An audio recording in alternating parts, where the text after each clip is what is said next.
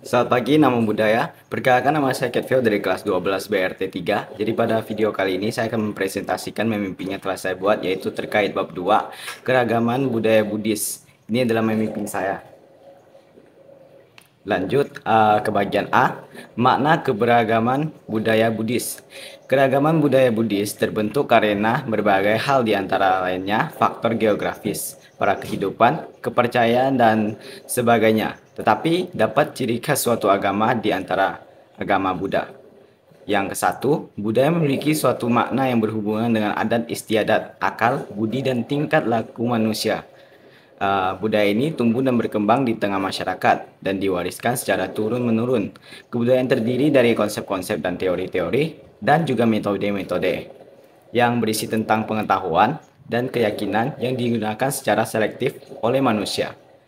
Tradisi dan budaya merupakan hasil kreasi dan kepercayaan yang diyakini oleh masyarakat di daerah tersebut. Setiap tempat memiliki keunikan tersendiri. Setiap komunitas Buddhis yang memiliki mempertahankan nilai-nilai tradisional yang dipandang sesuai atau relevan untuk menyempurnakan kehidupan manusia. Sini berdasarkan klasifikasinya terdapat seni sastra, prosa, puisi, seni suara, vokal musik, seni gerak, tari, teater, dan seni rupa, lukis, patung, grafis, seni dekoratif, seni kerajinan, dan seni arsitektur. Lanjut bagian B, unsur-unsur menurut ajaran Buddhis. Terdapat beberapa unsur sistem menurut ajaran Dharma Buddha yang meliputi sistem-sistem sebagai berikut. 1. Sistem bahasa, sistem pengetahuan, sistem religi, sistem kemasyarakatan, sistem mata pencaharian, dan sistem kesenian. Lanjut bagian C, keragaman budaya Buddhis sebagai identitas umat Buddha. Budaya dan agama terjalin erat dalam masyarakat dan tak terpisahkan dari kecerdasan dan keindahan estetika dapat dilihat melalui praktik budaya.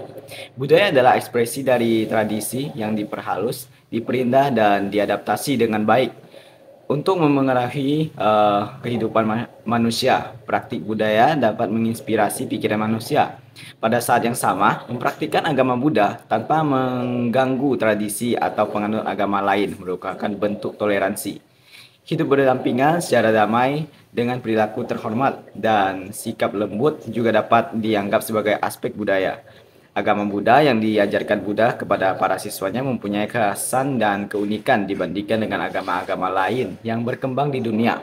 Keunikan agama Buddha ini akhirnya dikenal oleh masyarakat dunia. Hal ini terjadi karena agama Buddha ada beberapa faktor yang menyebabkan ini, antara lain: 1. Tidak membedakan kelas atau lapisan sosial kasta. 2. Berdasarkan cinta kasih yang universal. 3. Mengajarkan diri sendiri sebagai pelindung.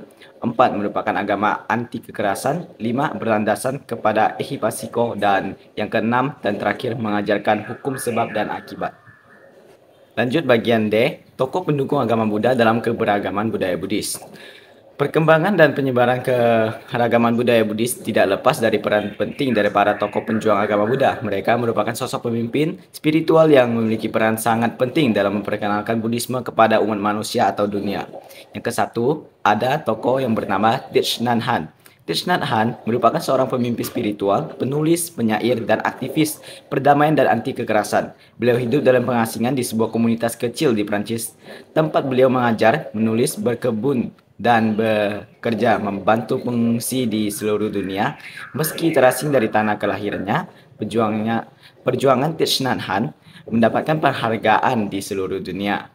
Beliau membantu pembentukan misi pertolongan hingga tahun 1970-an bagi orang Vietnam yang ingin melarikan diri dari penindasan politik Thich Nhat Hanh. Terus aktif berkarya dalam pergerakan perdamaian, memberi rekrut untuk peserta dari Israel dan Palestina, serta mendukung kedua pihak untuk mendengar secara mendalam dan saling belajar dari sesamanya. Yang kedua, ada tokoh yang bernama Ajahn Brahma Phamso dalam membabarkan Dharma.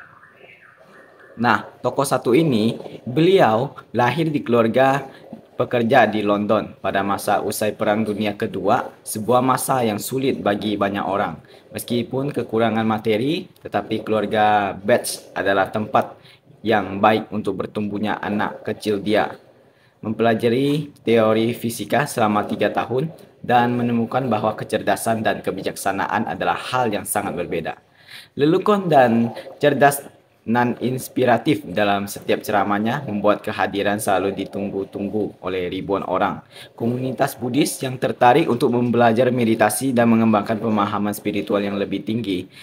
Ajahn Brahmam telah menjadi pemimpin Buddhis yang terkenal dan telah melayani masyarakat, menawarkan nasihat bijak dan kasih sayang bagi siapa saja yang datang kepadanya, tanpa memandang ras, jenis kelamin, keyakinan agama, ataupun status sosial. Tujuan hidupnya ialah mengajari orang bagaimana menjadi bahagia, mengatasi penderitaan hidup mereka dalam hidup mereka.